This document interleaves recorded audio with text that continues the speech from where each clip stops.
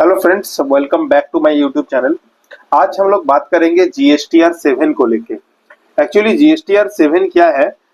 सोचिए कि कोई एक्चुअली इसमें कुछ एंटिटीज या इंडिविजुअल्स को बताया गया है कि जो आपका टीडीएस डिडक्ट कर सकता है, टीडीएस टीसीएस डिडक्ट कर सकता है, और सिमिलरली उसे डिडक्ट करने के बाद तो गवर्नमेंट को उसे सबमिट भी करना होगा या फिर डिपॉजिट करना होगा, फाइलिंग बाय एंड फाइलिंग करना पड़ेगा रिटर्न। ठीक है, तो कुछ एंटिटीज को गवर्नमेंट ने नोटिफाइड किया है, जैसे कि डिपार्टमेंट और establishment of the central state government, local authorities, government agencies, person और categories of persons as may be notified by the central और state government on the councils recommendations. ठीक है, और भी कुछ है जिसके गवर्नमेंट क्या ना, कोई सोचे कि बोर्ड पे या फिर कोई भी बॉडी पे 51% से ज्यादा इक्विटी ओन्ड करती है बाय द गवर्नमेंट। ठीक है, पब्लिक सेक्टर अंडरटेकिंग्स, तो ये सब को एलिजिबल है टू डिडक्ट टीडीएस।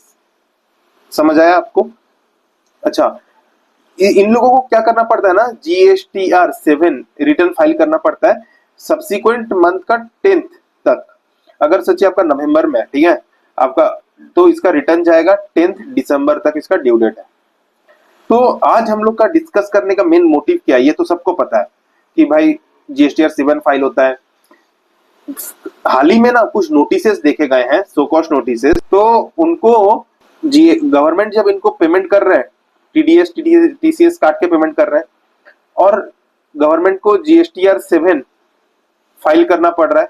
ठीक है, जीएसटीआर 7 फाइल करना पड़ रहा है। जीएसटीआर 7 फाइल करने से क्या होता है ना, ये जो टीडीएस और टीसीएस का क्रेडिट कॉन्ट्रैक्टर जो है वो क्लेम कर सकता है, एंड टीडीएस एंड टीसीएस का जो क्रेडिट है वो कैश लेजर में, इलेक्ट्रॉनिक कैश लेजर जो है ना जीएसटी में, उसमें रिफ्लेक्ट हो जाएगा, उसमें रिफ्लेक्ट हो जाएगा, एंड जो कॉन्ट्रैक्टर है उसे फाइल करके, इसे फाइल करके क्लेम कर सकता है। ओके, अब क्या हो रहा है ना, जो बहुत सारे कॉन्ट्रैक्टर्स है, बहुत सारे जिनको पेमेंट आ रहा है गवर्नमेंट से, अब वो क्लेम तो कर ले रहे हैं, ठीक है, लेकिन क्या कर रहे हैं जीएसटीआर 7 में, सोचिए कॉन्ट्रैक्ट जो गवर्नमेंट ने आपके अगेंस्ट में पेमेंट दिखाया है 100 रुपीज का, लेकिन कॉन्ट्रैक्टर अपना रिटर्न फाइल कर रहे हैं 80 रुपीज के लिए। तो यहाँ पे 1% टीडीएस कटता है जनरली 80 रुपीज का, तो ये जो 20 रुपया का डिफरेंस है, इसके वजह से नोटिसेस आ रहे हैं।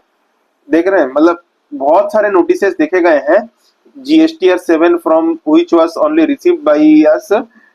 जो भी उसको एक्चुअली मैं प्रिपेयर कर रहा था, इसका एक रिप्लाई कैसे बनाए वो भी मैं बताता हूँ आपको। ठीक है, और revenue authority compare turnover reflected GSTR 3B return of SSC for one single month. इसमें क्या हुआ था, ये केस है, ये केस में क्या हुआ था, सोचिए आपका मई में कॉन्ट्रैक्टर और यहाँ पे गवर्नमेंट जो कि जीएसटीआर 7 फाइल कर रहा है। ठीक है, मई मंथ में इसने दिखाया 100 रुपीज, जीएसटीआर 7 में यहाँ पे दिखाया गया था 150 रुपीज।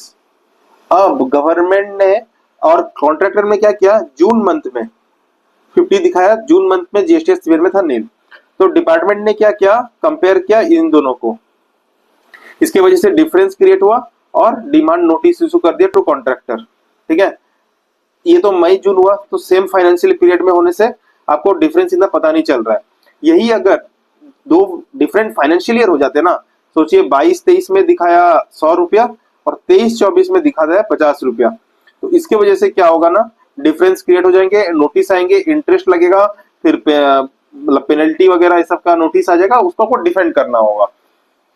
तो इसको नोटिस को आप कैसे हैंडल करेंगे, तो कॉन्ट्रैक्टर के पास नोटिस आता है जीएसटीआर 3B में कि आपने लेस पेमेंट किया है। ठीक है, तो आपको टैक्स इंटरेस्ट पेनल्टी का नोटिस आ गया, तो आपको पहले तो लिखना पड़ेगा we acknowledge the notice received under section this with reference number dated this. ठीक है, सेकेंड फिर आपको लिखना पड़ेगा कि आपका देखना पड़ेगा कि जेन्युइनली आपका क्या गलती है, या आपने सेकेंड पीरियड में दिखा दिया, या फिर like in this case second period में दिखा दिया, या फिर आपने दिखाया नहीं, या फिर सामने वाले पार्टी ने गलत दिखाया और आपने जीएसटीआर 7 में उतना क्लेम भी नहीं किया। वहां पे ऑप्शन आता है जब कॉन्ट्रैक्टर या कोई भी टीडीएस का एक्सेप्ट या रिजेक्ट कर सकता है, तो वहां पर भी आपको सही से करना पड़ेगा। आपने एक्सेप्ट कर लिया लेकिन आप बता रहे हैं कि नहीं ये तो मेरे पास पैसा आया नहीं है, या फिर ये काम मैंने किया नहीं है, या फिर ये मेरा लाइबिलिटी नहीं होता है, वैसे नहीं चलेगा। आपको वहां पे आपने क्यों एक्सेप्ट क्यों किया, फिर आपको वहां पे फिर रिजेक्ट करना चाहिए था। तो एक्सेप्ट या रिजेक्ट वो आपको समझ के करना है इन टीडीएस और टीसीएस क्लेम करते टाइम, ठीक है। अच्छा, अब फिर आप लिखिएगा आपका अगर कोई डिफरेंस नहीं है तो एक रिकंसिलिएशन बना दीजिएगा।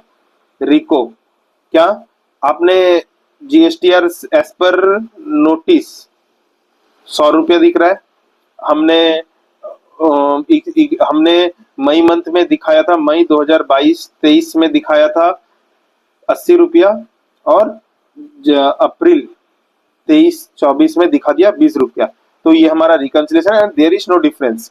और अगर कोई रियल में डिफरेंस है तो उसको आपका टैक्स इंटरेस्ट पे करना पड़ेगा।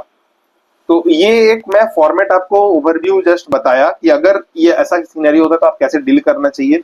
हाँ, ऐसे बहुत सारे केसेस भी हुए हैं जहां पे GSTR 7 गलत फाइल हुआ है, इसके वजह से ऐसे कॉन्ट्रैक्टर या जो एसएससी है उनको प्रॉब्लम हुआ है। तो आपको जब एक्सेप्ट या रिजेक्ट करेंगे क्या टीडीएस या टीसीएस रिटर्न में अमाउंट, ये तो डायरेक्ट कैश लेजर में हिट होता है ना, तो वो आपको एक्सेप्ट या रिजेक्ट देख के करना पड़ेगा। वहां पे अगर आप गलत कर रहे हैं तो आपको फिर इशू हो जाएगा। तो ये था एक छोटा अपडेट आप लोगों के लिए। ये बहुत ही छोटा चीज है लेकिन इसमें गलती हो रहा है, इसमें काफी नोटिसेस आ रहे हैं, बहुत नोटिसेस आ रहे हैं। स्क्रूटनी ऑफ रिटर्न्स मिसमैच मैं इसलिए लिख के रखा था कि क्या क्या रीजन से आ रहे हैं, ठीक है। ये था एक छोटा अपडेट आप लोगों के लिए। Thank you friends.